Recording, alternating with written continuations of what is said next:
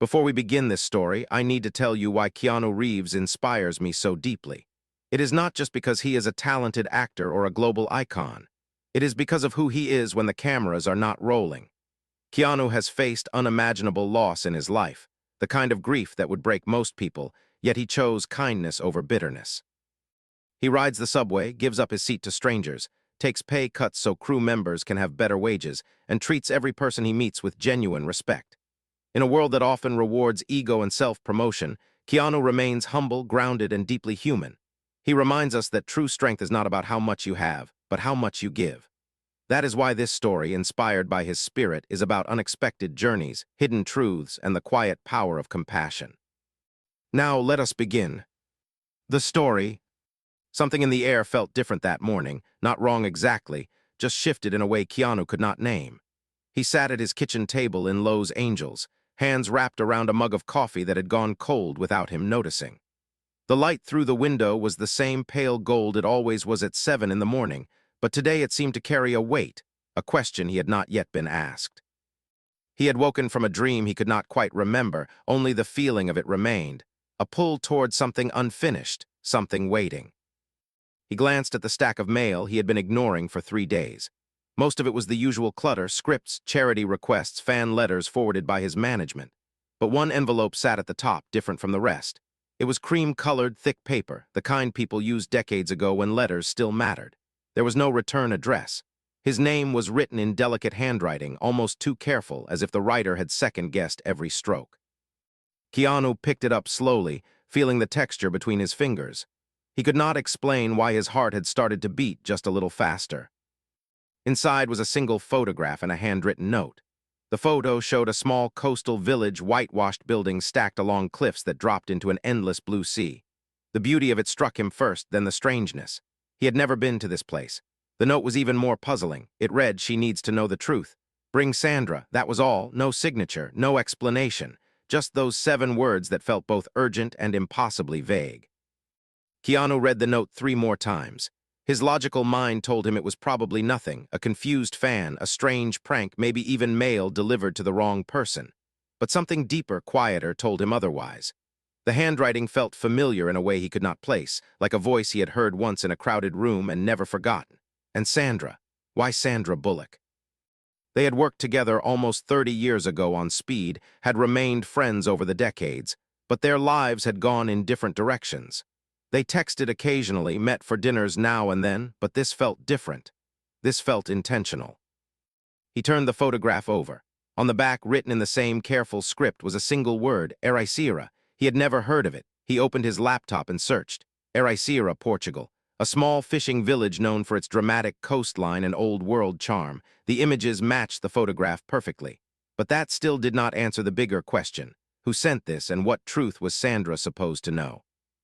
Keanu sat back in his chair, the weight of the mystery settling over him like a blanket. He was not the kind of person who chased drama or looked for adventure in strange letters. His life had taught him to be cautious, to protect his peace. But something about this would not let him go. Maybe it was the tone of the note, the quiet desperation in those words. Maybe it was the fact that someone had gone to great lengths to find him, to reach him in this specific way. Or maybe, if he was honest, it was because he trusted his instincts, and his instincts were telling him this mattered. He picked up his phone and scrolled to Sandra's name. They had not spoken in almost 2 months, both busy with projects, life, the usual reasons people drift in and out of touch. He hesitated for just a moment, wondering if he was about to sound completely insane. Then he pressed call. She answered on the 3rd ring, her voice warm and slightly distracted. "Keanu, hey, what a nice surprise." He smiled despite himself. Her energy always had that effect, like sunlight breaking through clouds. "Hey, Sandy," he said, using the nickname only a few people were allowed. "I know this is going to sound strange, but I need to ask you something." He heard her pause, the shift in her attention. "Okay," she said slowly. "Now you have got me curious." He explained the letter, the photograph, the note. He read the words aloud. "She needs to know the truth. Bring Sandra." There was a long silence on the other end. Keanu waited, giving her space to process. Then Sandra spoke, and her voice was different now, quieter, almost careful. "What was the name of the place again?" "Ericeira," Keanu said. "In Portugal." Another pause, longer this time. Keanu could hear her breathing, could sense something shifting on her end of the line. "That is where my grandmother was born," Sandra said finally. I have never told anyone that, not publicly, barely even privately. How would someone know to send you there to connect it to me? Keanu felt the first real chill run down his spine. This was not a prank. This was not random. This was something deliberate, something that reached back into Sandra's family history, into places she had kept private. What was your grandmother's name? He asked gently. Maria, Sandra said. Maria Santos. She left Portugal when she was very young, came to America, never went back. She died when I was in my 20s. She never really talked about her life there. I always thought it was just too painful. You know, leaving home, starting over. Keanu looked at the photograph again, at the village frozen in time. Do you think this has something to do with her? He asked. I do not know, Sandra admitted, but her voice carried a tremor he rarely heard. Keanu, I have this feeling like something just woke up inside me, like I have been waiting for this without knowing it. Does that sound crazy? No, Keanu said honestly, it does not. So what do we do? Sandra asked. Do we ignore it or do we find out what this is about? Keanu thought about his morning, the strange weight in the air, the pull toward something unfinished. He thought about the care in that handwriting, the deliberate choice to bring them both into this. And he thought about Sandra's grandmother, a woman who had carried secrets across an ocean. We go, he said simply. We go to Portugal and we find out the truth. Sandra let out a breath, half relief, half nervous laughter. Okay, she said, okay. When do we leave? Soon, Keanu said, I will make the arrangements. And Sandy, he added, his voice softer now, whatever this is, we will face it together. You are not alone in this. Thank you, she whispered. I needed to hear that. They hung up and Keanu sat in the quiet of his kitchen, the photograph still in his hand. He had no idea what they were walking into, no idea what truth was waiting for them in a village halfway around the world. But for the first time in a long time, he felt something stir inside him. Purpose, curiosity, connection. The feeling that some stories do not end when we think they do. Some stories wait, patient and persistent, until the right people are ready to hear them. He booked 2 flights to Lisbon for the following week. Neither of them knew that in a small cottage on the cliffs of Ericeira, an old woman sat by her window looking out at the sea. Her hands trembled as she held a photograph of her own, faded and creased from decades of holding. In it, 2 young women stood side by side, arms linked, smiling at a camera in 1943. One of them was Maria Santos. The other had been erased from history, until now. Flight to Lisbon felt longer than it should have, not because of the hours, but because of the weight of what they were flying toward. Keanu sat by the window watching clouds stretch endlessly below them, thick and white like an ocean of their own. Sandra was beside him, quiet for most of the journey, her fingers occasionally tracing the edge of her phone screen as if she might find answers there. They had barely spoken since takeoff, not out of awkwardness, but because some silences carry their own kind of conversation. Both of them were turning the mystery over in their minds, feeling for edges, trying to understand the shape of something they had not yet seen. When they finally landed and picked up their rental car, the drive north along the coast pulled them slowly into another world. The highway gave way to narrow, winding roads. Modern Lisbon faded behind them, and soon they were moving through landscapes that looked untouched by time. Rolling hills covered in wildflowers, stone walls older than countries, small villages where laundry hung between ancient buildings and old men sat outside cafes watching the world with patient eyes. Sandra pressed her face closer to the window, her breath fogging the glass. My grandmother grew up here, she said quietly, more to herself than to Keanu. She walked these roads. She saw these same hills. It felt impossible and completely real at the same time. Ericeira appeared suddenly as they crested a hill, the village spilling down white and blue toward the cliffs, the Atlantic crashing against rocks far below. The late afternoon sun painted everything in shades of gold and amber, and for a moment the beauty of it made them both forget why they had come. It looked like a postcard, like something too perfect to hold secrets. But Keanu had learned long ago that beauty and pain often lived side by side, that the most peaceful surfaces sometimes covered the deepest waters.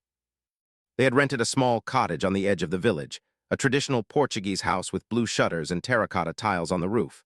The owner, a middle-aged woman named Rosa, met them at the door with a warmth that felt both genuine and slightly guarded. She smiled, handed them the keys, showed them where everything was. But when Sandra introduced herself, when Rosa heard her last name, something flickered across the woman's face. A recognition, a hesitation, gone as quickly as it appeared. You have family from here, Rosa asked, and it was not really a question. Sandra nodded. My grandmother, Maria Santos. Rosa's smile tightened just a fraction. Santos is a common name, she said lightly.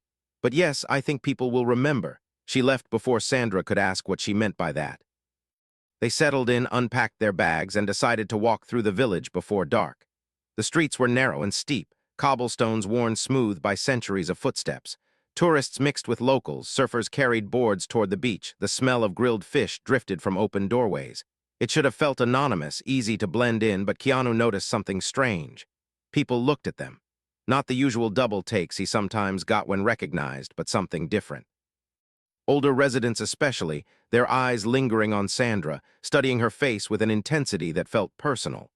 One elderly man stopped mid-conversation and stared as they passed, his expression unreadable.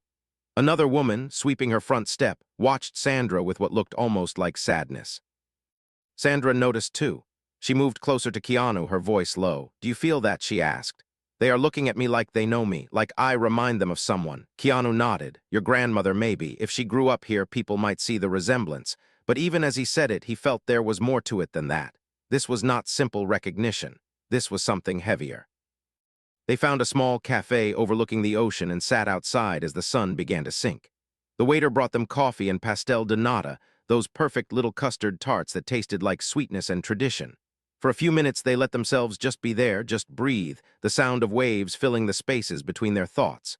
Then Sandra spoke, her voice careful. "I have been thinking about my grandmother a lot on this trip. She was always so quiet about her past, you know. She would tell me stories about America, about raising my mom, about little everyday things. But Portugal, her childhood, the years before she left, it was like a door she kept locked.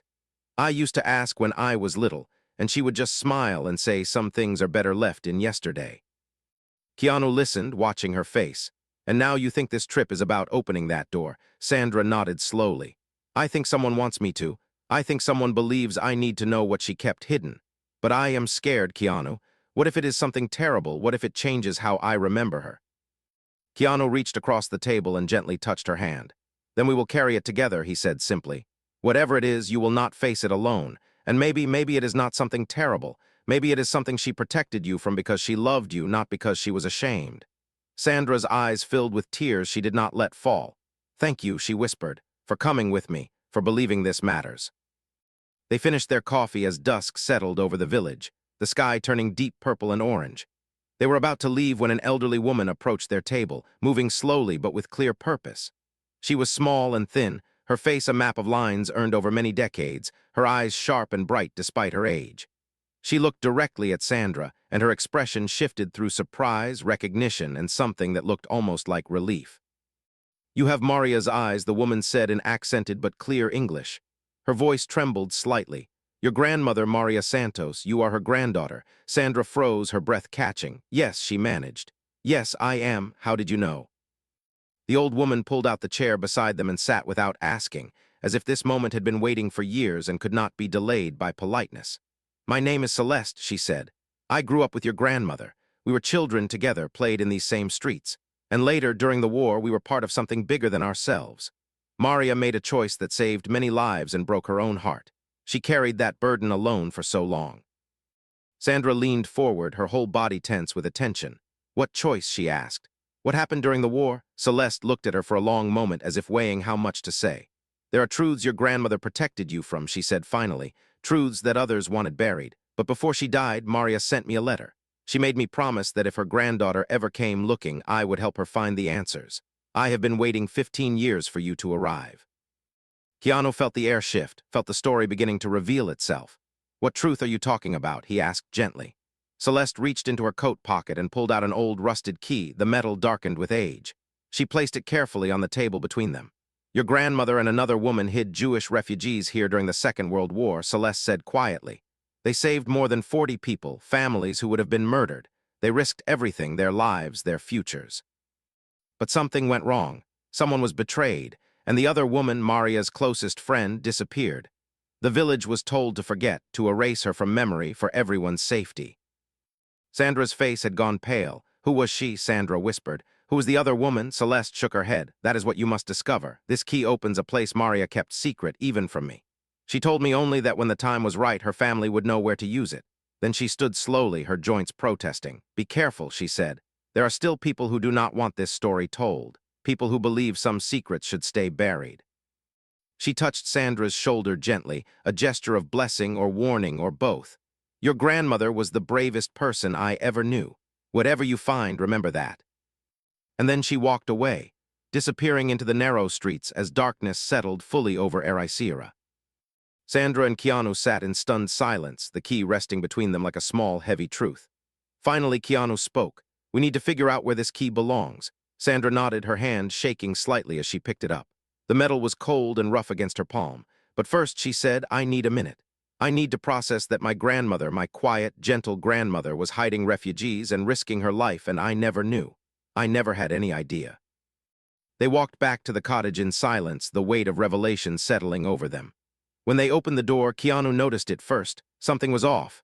The air felt disturbed, rearranged. He put his arm out, stopping Sandra. Wait, he said quietly. Someone has been inside. They moved through the cottage carefully. Nothing seemed stolen. Their belongings were still there, barely touched. But drawers had been opened, papers shifted, their bags searched with just enough care to almost hide it. And then Sandra found it, placed deliberately on the center of the dining table where they could not miss it. An old photograph, the edges yellowed and brittle. Two young women stood in front of a stone church, arms linked, smiling at the camera with the kind of hope only the young can carry. One of them was clearly a teenage Maria Santos. Sandra would have recognized her grandmother's face anywhere. But the other woman's face had been carefully, deliberately burned away, a black hole where her features should have been. On the back, written in fresh ink, were 4 words, "Stop looking or else." Neither of them slept that night. Sandra sat curled in the armchair by the window, the burned photograph in her hands, staring at the destroyed face as if she could will it back into existence. Keanu had checked every lock twice, wedged a chair against the door, and now sat across from her in the dim lamplight, his mind working through possibilities like a puzzle that kept changing shape. Someone had been in their cottage, someone had gone through their things, someone wanted them afraid enough to stop. But the photograph itself told a different story. Whoever left it had access to pieces of the past, to images that should have been lost to time. That meant this was not just about scaring them away. This was personal. As dawn broke pale and gray over the ocean, Sandra finally spoke. We could leave, she said quietly. We could get on a plane today, go home, forget this ever happened. She looked at Keanu, her eyes exhausted and uncertain. Maybe some secrets are buried for good reasons.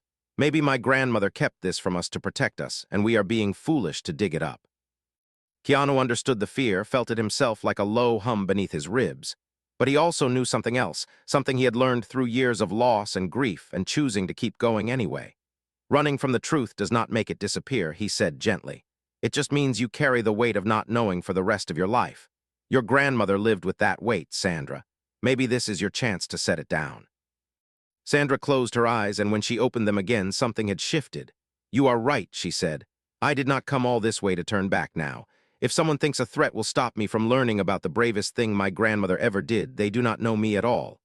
Keanu smiled, a small, proud curve of his lips. That is the spirit. So where do we start? The key, Sandra said, holding up the rusted piece of metal Celeste had given them. We need to figure out what it opens. It is old, maybe from the 1940s. It could be a door, a box, something at a church maybe. Celeste mentioned Maria kept something secret. Keanu nodded, already thinking. Let me do some asking around. Sometimes the best way to find answers is to talk to people who have been here long enough to remember. He went out mid-morning, leaving Sandra to rest, and found his way to the village archives, a small building tucked behind the main square that smelled of old paper and patience. The librarian was an elderly man named Antonio, his fingers ink-stained, his glasses perched low on his nose.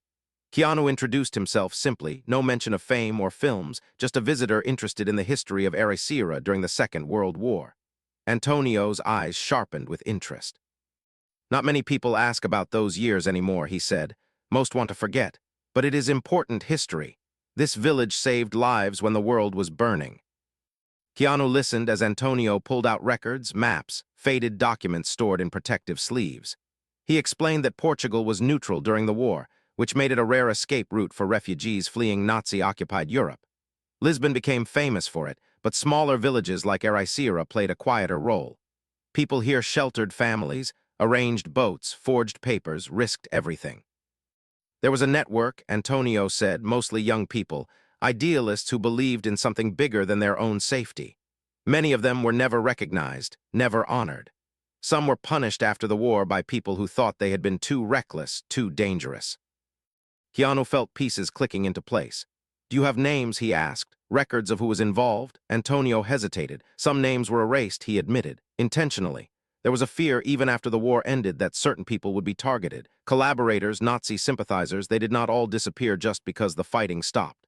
Some families here thought it was safer to forget, to bury the evidence. But I have fragments. I have been trying to piece it together for years. He spread several documents across the table. Keanu scanned them, his eyes catching on a reference to a church, the Igreja de Santo Antonio, the Church of St. Anthony. It mentioned a hidden cellar used for storage during the war. Antonio tapped the page. "That church is still standing," he said. "It is old, partially abandoned now, but the structure is intact. If you are looking for secrets from that time, that would be the place to start." Keanu thanked him and returned to the cottage, finding Sandra awake and pacing. "I think I know where the key goes," he said. "There is a church. It was used during the war to hide refugees. Maria would have known it well." Sandra grabbed her jacket immediately, then let us go. The Igreja de Santo Antonio stood on the edge of the village, stone walls weathered by salt and wind, its bell tower crumbling at the edges. The main door was unlocked, the interior dim and cool, wooden pews covered in dust, light filtering through stained glass windows that cast colored shadows across the floor. It felt forgotten, haunted by prayers no one remembered. They moved through quietly, their footsteps echoing. Keanu searched for anything that matched the key, a locked door, a cabinet, a hidden entrance. Sandra ran her fingers along the walls, feeling for seams, for secrets. Then she found it. Behind the altar, partially hidden by a fallen piece of scaffolding, was a narrow wooden door. The lock was old, rusted to match the key in her hand. Sandra looked at Keanu, her heart pounding. "This is it," she whispered. He nodded, standing beside her. Together they turned the key. The lock resisted, then gave with a heavy click. The door swung inward, revealing a stone staircase descending into darkness. Keanu used his phone's flashlight to guide them down. The air grew colder, thick with the smell of earth and time. At the bottom was a small cellar, the walls lined with shelves, and on those shelves, preserved in the dry, cool darkness, were boxes, dozens of them. Sandra opened the first one with shaking hands. Inside were papers, journals, photographs, records of names, families, children, dates of arrival and departure, evidence of every single person who had been hidden here, sheltered, saved. Keanu picked up a journal, the handwriting small and careful. It was a log, entries spanning from 1942 to 1944. He read aloud. "March 5, 1943, the Goldstein family arrived tonight, 4 people including 2 children under 5 years old. We hid them in the cellar for 6 days until the boat was ready. Maria stayed with them the whole time so they would not be afraid." His voice caught. "Sandra, your grandmother did this. She was barely 20 years old, and she was saving lives."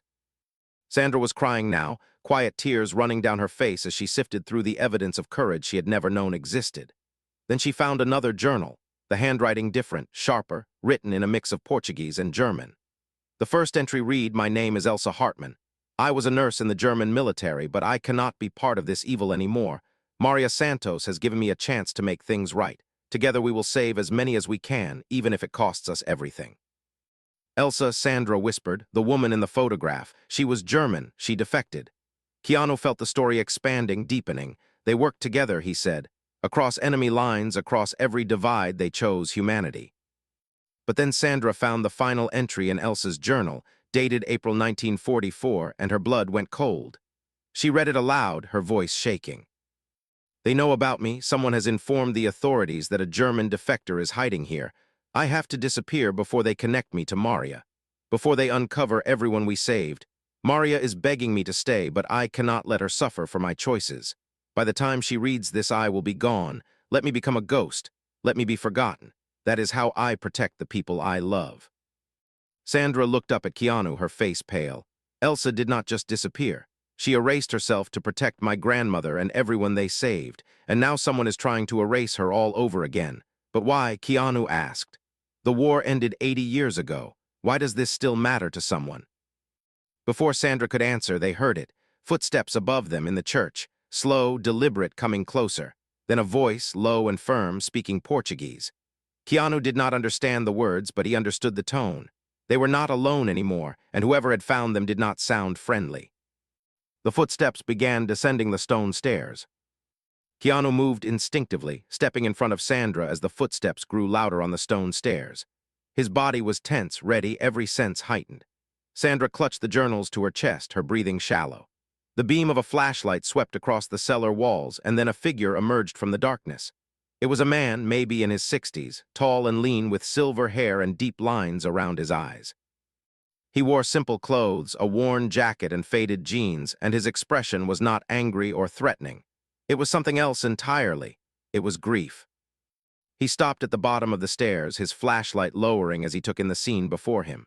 The open boxes, the scattered journals, Sandra holding Elsa's diary. He let out a long, slow breath, and when he spoke his English was accented but clear. "So you found it," he said quietly. "I knew eventually someone would. I have been watching this church for 30 years, waiting." Keanu did not move. "Who are you?" he asked, his voice steady but firm. The man's eyes shifted to Sandra, studying her face with an intensity that made her want to step back. But there was no malice in his gaze, only recognition and something that looked painfully like longing. "My name is Tomas," he said, "and you have Maria's face. You must be her granddaughter." Sandra nodded slowly, still uncertain. "How do you know that?" she asked. "How do you know about any of this?" Tomas moved further into the cellar, and Keanu remained alert, ready to protect Sandra if needed. But the man simply walked to one of the shelves and ran his fingers along the old boxes, a gesture that spoke of familiarity, of ritual. "Because Elsa Hartmann raised me," Tomas said. "She was the only mother I ever knew." The words landed like stones in water, ripples spreading outward. Sandra's grip on the journal loosened. "Elsa is alive," she whispered. Tomas turned to face them, and now his eyes were wet with tears he did not try to hide. "She is," he said. "She is 102 years old, and until 3 months ago I thought she would take her secrets to the grave. But then she got sick, really sick, and she started talking about Maria, about the war, about a debt she said she could never repay. She told me she needed Maria's family to know the truth before she died. So I sent the letter." Keanu felt the pieces shifting, rearranging into a new picture. "You sent the letter to me," he said. "You brought us here." Tomas nodded. "I did not know how else to reach you. Elsa does not use computers, does not have social media. I knew Keanu Reeves and Sandra Bullock had worked together, that you were friends. I found an address through a fan site, took a chance. I never thought you would actually come." Sandra stepped forward, her voice urgent.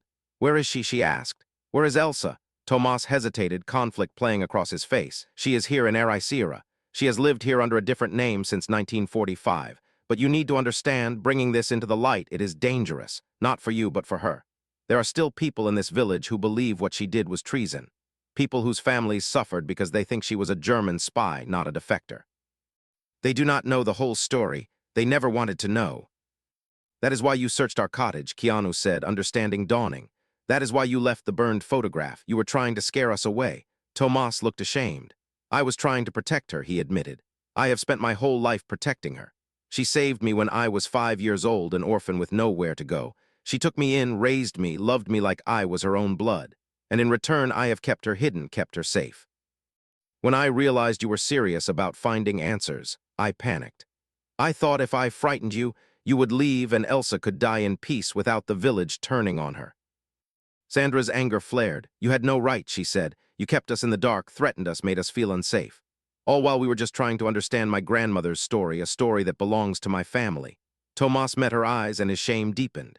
"You are right," he said quietly. "I am sorry. I let fear control me. But you have to understand, I watched Elsa live in the shadows for decades. She never spoke about what she did, never sought recognition or gratitude. She just existed quietly, helping people when she could, always afraid that one day her past would destroy her. I could not let that happen." Keanu's voice was softer now, less defensive. "What changed?" he asked. "Why did Elsa want the truth to come out now?" Tomas sat down on one of the old wooden crates, suddenly looking every one of his 60-some years. 3 months ago, the doctors told her she has maybe 6 weeks left," he said. "Heart failure. She is on borrowed time, and instead of being afraid, she felt relief. She told me she was tired of hiding, tired of being a ghost. She said Maria Santos died never knowing that her best friend survived, never knowing that the sacrifice Elsa made was worth it. And that has haunted her for almost 80 years. He looked up at Sandra, his eyes pleading. "She wants to meet you," he said. "She wants Maria's family to know what they did together, how many lives they saved, how much courage it took. She wants to be remembered as something other than the enemy.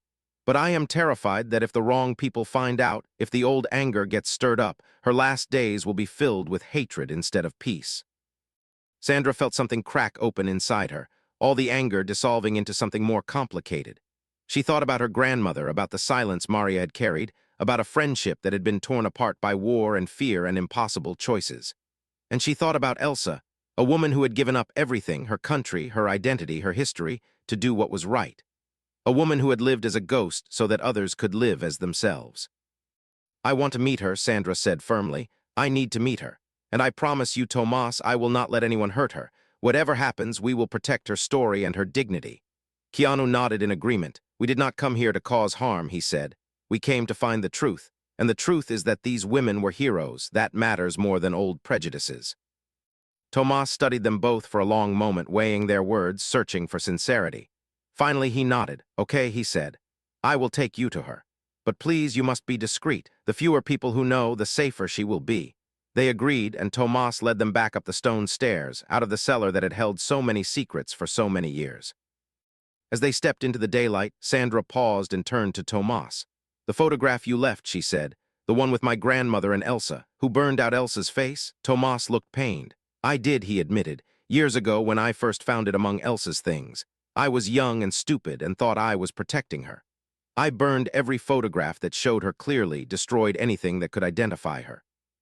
It was only later I realized I was erasing her from history, doing exactly what the people who wanted her forgotten had hoped for. It is one of my greatest regrets." Sandra reached out and touched his arm, a gesture of unexpected grace. "Then help us fix it," she said. "Help us bring her back into the light." Tomas nodded, gratitude and relief flooding his face. "Thank you," he whispered. "Thank you for understanding." They drove north along the coast, following Tomas in his old truck, the road winding higher into the cliffs. The ocean stretched endlessly beside them, wild and beautiful and indifferent to human stories. After 20 minutes, Tomas turned onto a narrow dirt path that led to a small cottage perched on the edge of the world. It was surrounded by wild flowers, yellows and purples and whites swaying in the sea breeze. Smoke rose from the chimney. It looked like peace, like a place someone might go to disappear or to finally be found. Tomas parked and walked to their car window. "She is inside," he said. "She does not know you are coming. I thought it would be better as a surprise, less time for her to worry." Sandra's heart was racing. "What do I say?" she asked. "How do I even begin?" Tomas smiled gently. "Just tell her who you are," he said. "Tell her you are Maria's granddaughter. That will be enough." They walked to the door, and Tomas knocked softly before opening it. The interior was warm and simple, books lining the walls, photographs of Tomas at various ages, the smell of tea and old wood. And there, sitting in a chair by the window with a blanket over her lap, was a woman so small and frail she seemed almost transparent. But her eyes, when they turned toward the door, were sharp and bright and fully alive. "Elsa," Tomas said gently, "you have visitors." The old woman looked at Sandra and her breath caught. For a long moment no one spoke, and then Elsa's face transformed, wonder and disbelief and joy flooding through the lines and years. "Maria," she whispered, reaching out with a trembling hand. "No," Sandra said softly, stepping forward and kneeling beside the chair. "I am Sandra. I am Maria's granddaughter, and I came to hear your story." Elsa's hand touched Sandra's face, tracing the lines as if confirming she was real. "You have her eyes," Elsa said, her voice breaking. "Oh God, you have Maria's eyes." And then the old woman began to cry, decades of grief and loneliness pouring out in quiet, shaking sobs. Sandra held her hand and cried too, for a grandmother she had loved but never fully known, for a friendship that had been stolen by history, for all the years these two brave women had lived apart carrying the weight of what they had done together. Keanu stood back, giving them space, and found his own eyes burning with tears he did not bother to hide. Some reunions happen across lifetimes.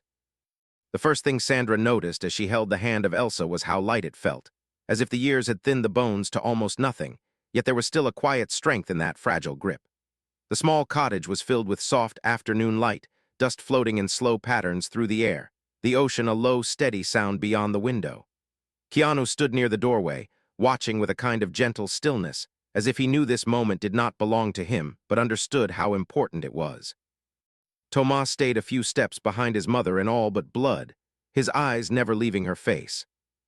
Elsa studied Sandra as if trying to read a whole lifetime from the curve of her cheek and the shape of her eyes. She called her by her grandmother's name at first, confusing present and past, then corrected herself when Sandra said quietly that she was Maria's granddaughter. At the word granddaughter, something inside Elsa seemed to rise, a wave of memory and feeling that almost overwhelmed her. She pressed Sandra's hand to her lips and closed her eyes for a moment, as if saying a silent prayer of thanks that had waited 8 decades to be spoken. After the first rush of tears, they settled into a gentle quiet. Tomas made tea and brought it in careful movements, as if the ritual of pouring hot water and setting cups on a table might steady the air around them. Sandra sat close to Elsa, still holding her hand, and Keanu took a chair near the wall where he could listen without intruding. The room held that rare kind of silence that feels full rather than empty, like a held breath between people who know something important is about to be said. Sandra was the one to begin. Her voice was soft, almost hesitant, but there was a clear strength beneath it. She told Elsa that she had grown up with only pieces of her grandmother's story, with hints of pain and sacrifice that Maria had never put into words. She said that she had come here to understand who her grandmother had really been, not just for herself, but for all the people who would never know that a quiet woman from a small village had once held back a little part of the darkness. She asked Elsa to share what she had carried alone for so long. Elsa listened, and as she did, her shoulders seemed to straighten a little, as if stepping once more into a role she had long ago set aside. She began slowly, the old words coming with effort at first, then with a kind of weary ease. She told them that she had been a nurse in the German military, young and proud and foolish, believing the lies she had been told because they were easier than facing the horror of the truth. Then she spoke of the moment everything changed, the day she saw a train arrive filled with people who were not soldiers, people who were terrified, people she knew would never be coming back. It was that moment, she said in her own language, that broke something open inside her. She could not stay and pretend any longer. Through a chain of secret contacts and desperate choices, she found her way to Portugal, to Ericeira, where a local priest and a handful of brave young villagers had created a hidden path for Jewish families to escape. That was where she met Maria, a girl barely out of her teens, with calloused hands and eyes that had already seen far too much, and yet still believed that every single life mattered. Marie and Elsa, as Elsa pronounced the name, became partners in a work that was both simple and enormous. They brought people through the church at night. They hid them in the cellar beneath the altar. They shared their own food when supplies ran low.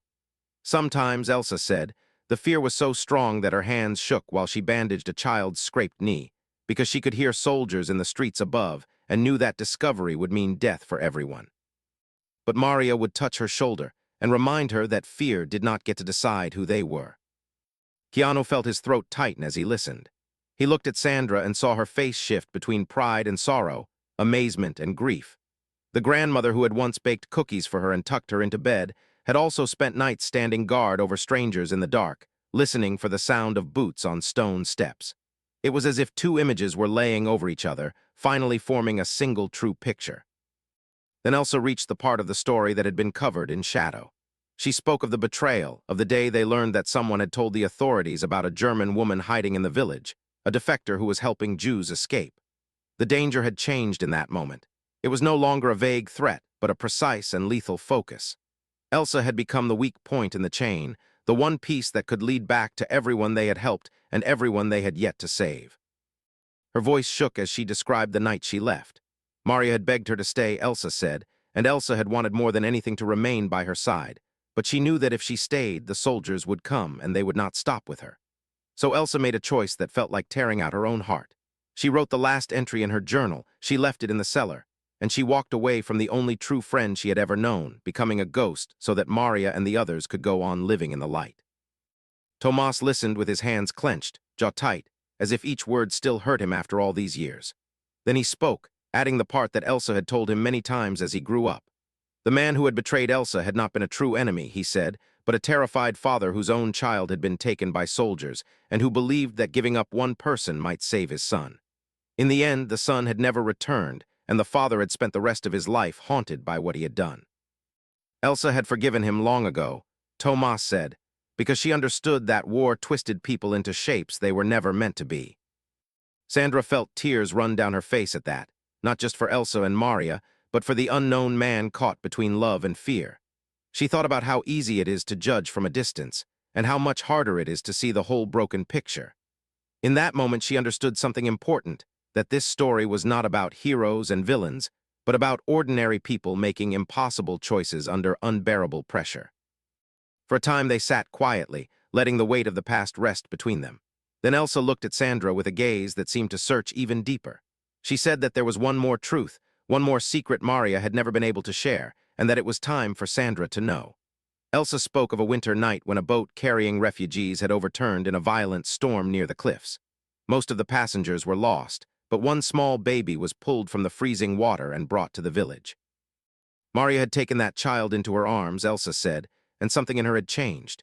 She had lost family of her own by then, people taken by war, by hunger, by illness. Holding that shivering baby, she felt an ache and a hope so sharp that it brought her to her knees. The parents of the child were never found, their names lost before they could even be written into the journal. When the war ended and the routes closed, Maria carried that child with her when she left for America. Elsa paused then, her breath catching. She told Sandra that many years later, by pure chance, she had seen a photograph in an old magazine, an article about immigrants who had built new lives in the United States. There had been a small picture of Maria, older now, standing with a young girl in front of a modest house. Elsa had known the child at once, even though she had grown, even though the ocean and the years lay between them.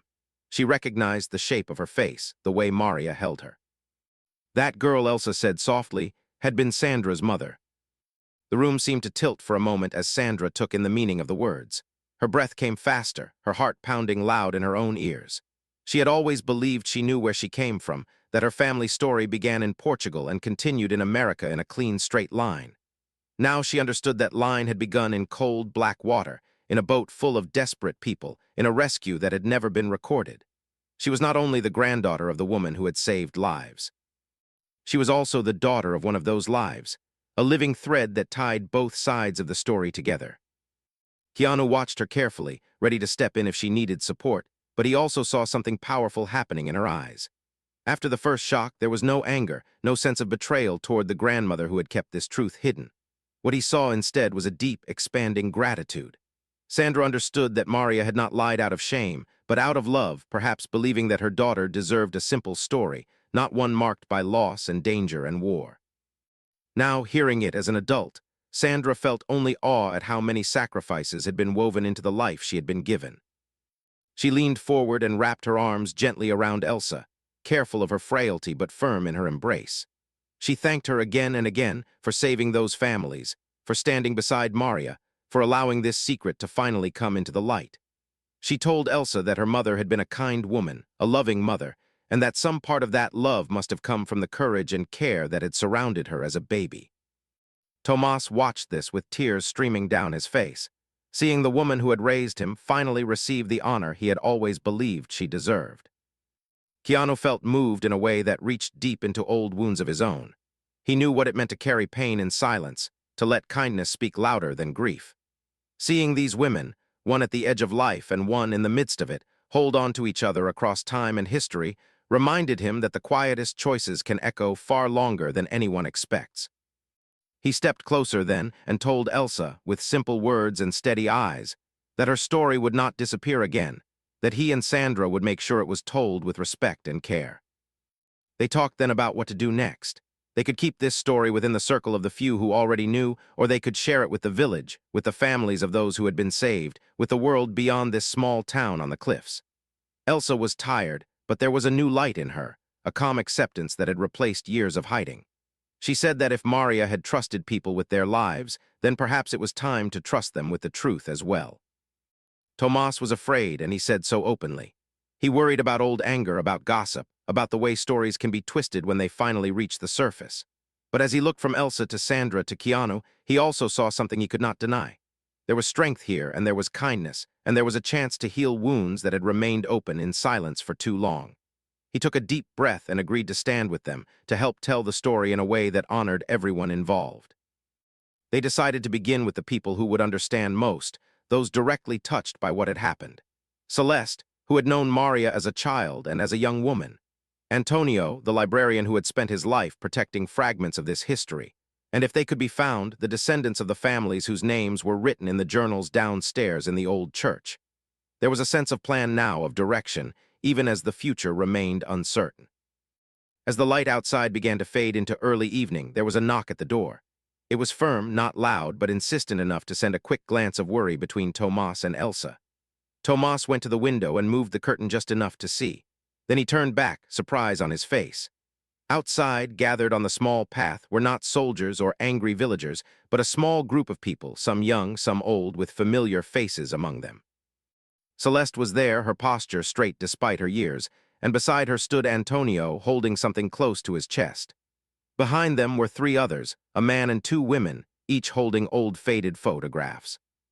Tomas looked at Sandra and Keanu, his voice barely above a whisper as he said that somehow, even before they had spoken a word, the past had already begun to arrive at their door. For a moment no one in the cottage moved, the sound of the knock still hanging in the air like a question. Sandra felt her heart race, not with fear exactly, but with a sharp awareness that something important was waiting on the other side of that door. Elsa gripped her hand a little tighter, her thin fingers surprisingly strong. Tomas stood halfway between the window and the entrance, as if his body could somehow shield his mother from whatever was coming. Keanu watched them all, calm but alert, ready to step in if he was needed, ready to step back if this was a moment that belonged more to history than to him. Tomas took a breath and went to open the door.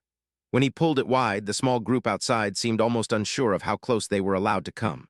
Celeste stood at the front, her posture straight despite her age, her eyes bright and steady. Beside her was Antonio, the librarian, holding a worn leather notebook as if it were something precious. Behind them stood three others, a gray-haired man and two women in their 30s, each holding an old photograph clutched carefully in their hands. "We are sorry to arrive like this," Celeste said gently, "but time does not always wait for invitations. May we come in?" Tomas hesitated only a second before nodding and stepping aside. "Of course," he said. "Please." They entered quietly, almost reverently, like people walking into a small chapel. When Celeste saw Elsa sitting in the chair by the window, she stopped and pressed a hand to her mouth. For a heartbeat, she seemed to be a girl again, seeing a familiar face she had thought lost forever. "Elsa," Celeste whispered, "it is really you." Elsa smiled, a tired but genuine curve of her lips. "Always so dramatic, Celeste," she replied softly. "I am old, not a ghost." The gray-haired man stepped forward, his eyes filled with a deep emotion that seemed to reach past words. He held up the photograph in his hand, and Sandra leaned closer to see. It was a black and white image, faded at the edges, showing a family of four standing in front of the stone church in Ericeira.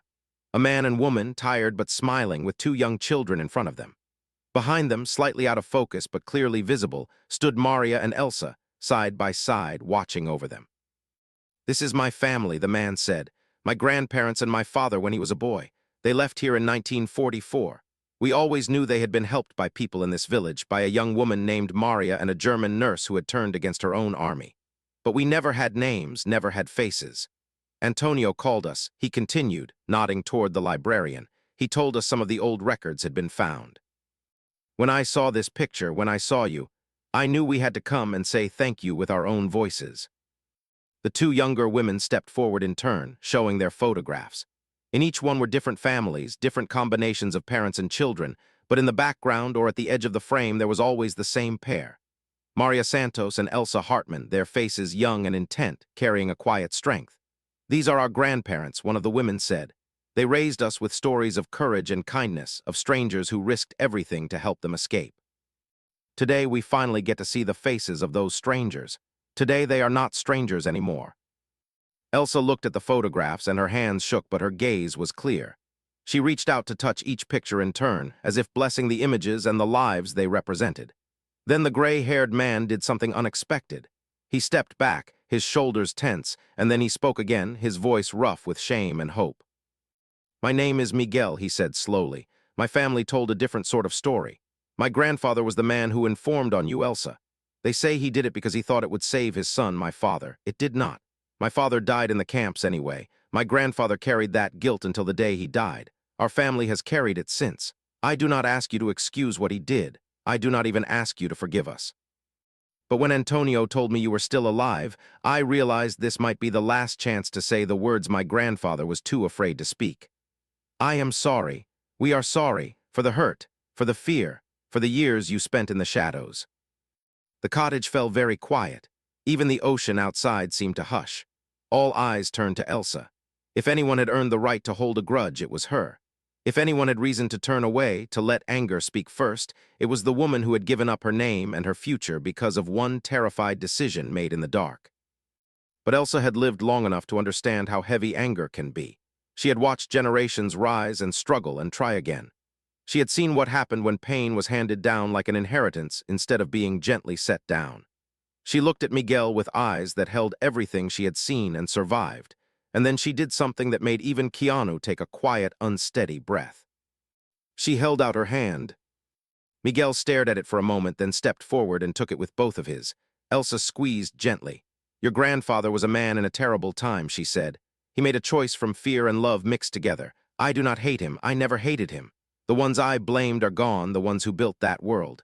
You and your family have carried enough sorrow. Let it rest now. Let what he did be a lesson, not a chain." Miguel bowed his head and wept, the tears falling onto their joined hands. Sandra felt her own tears return, not from sadness exactly, but from the sheer power of seeing forgiveness given so freely, not as a performance, but as a natural extension of a life lived with courage and grace. They stayed in that small cottage for hours.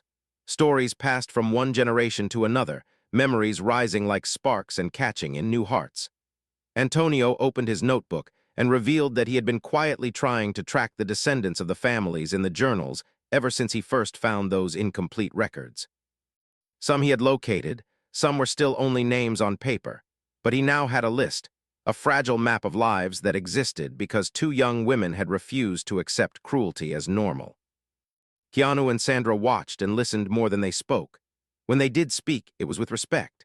They shared how they had found the cellar under the church, how they had read the journals, how they had followed the trail that had led them here.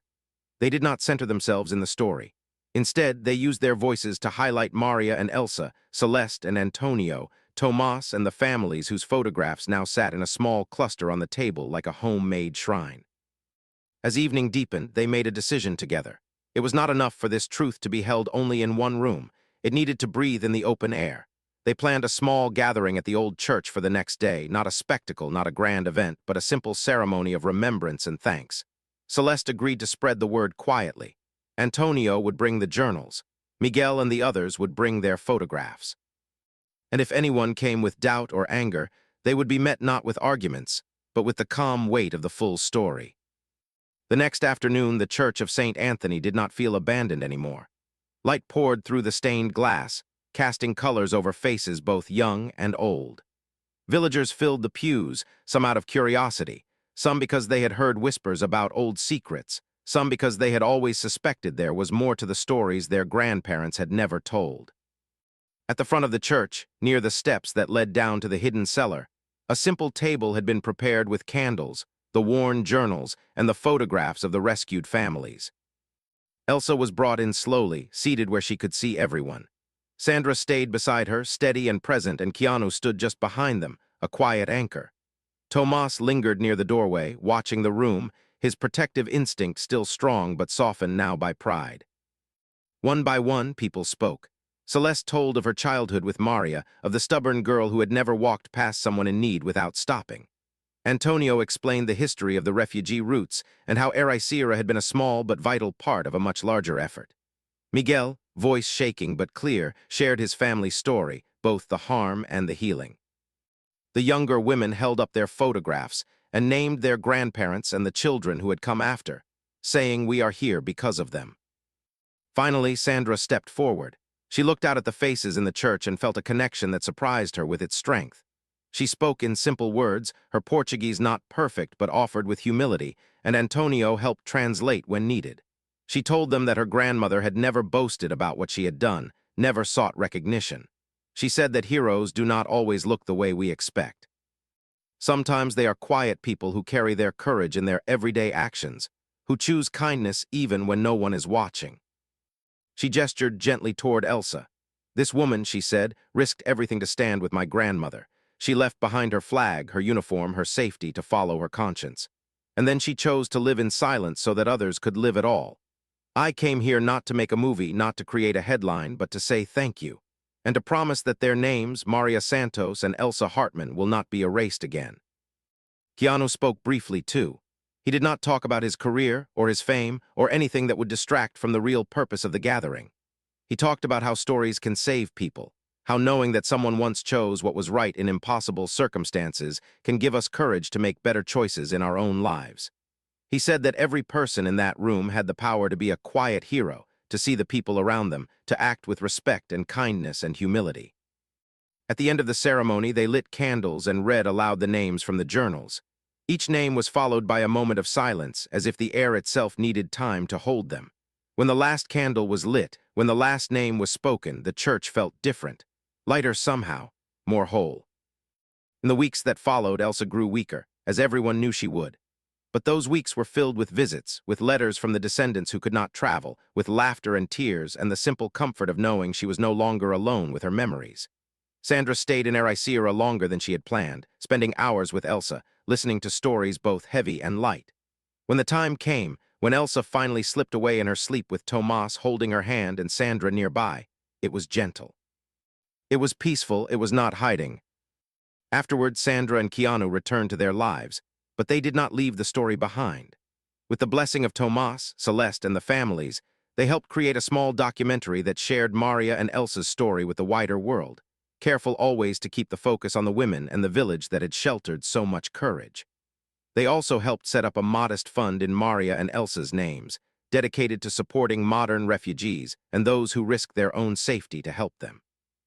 In time, visitors began to come to Ericeira not just for the cliffs and the waves, but to see the little church and the cellar beneath it.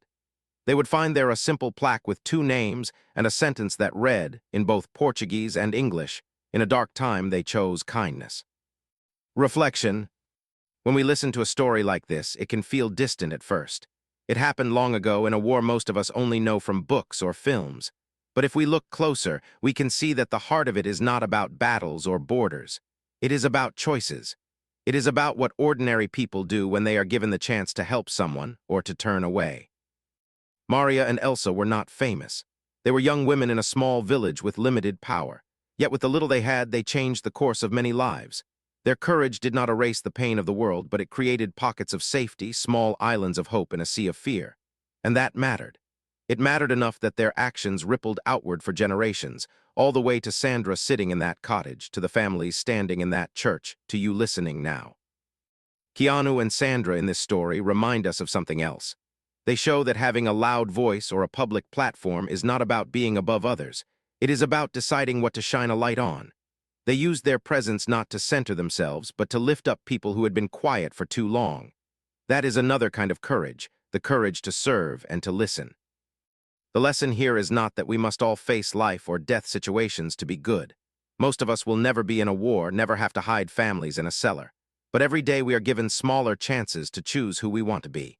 Do we look away when someone is struggling, or do we reach out? Do we hold on to old anger, or do we try to understand? Do we chase recognition, or do we let kindness be its own reward?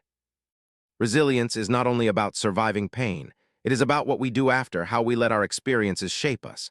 Elsa could have become bitter, but she chose to keep helping quietly. Miguel could have stayed silent about his family's past, but he chose to step forward and seek healing. Tomas could have held on to fear, but he chose to trust others with the truth. Each of these choices reflects a belief that people can grow, that respect and humility are stronger than shame. If there is one thing to carry with you from this story, let it be this. Your actions matter even when no one is watching. Your kindness counts even when it seems small. The respect you show to others, the way you listen, the way you forgive, these are the threads that hold our world together. Maria and Elsa did not know their names would be spoken decades later in a different language, in a different medium. They just did what they believed was right. You have that same power in your own life. So as you go back to your day, ask yourself quietly, where can I be a little braver? Where can I be a little kinder? Who in my world needs to be seen, to be heard, to be helped? You never know which moment will become the one that someone far in the future looks back on and says, that is where everything began to change.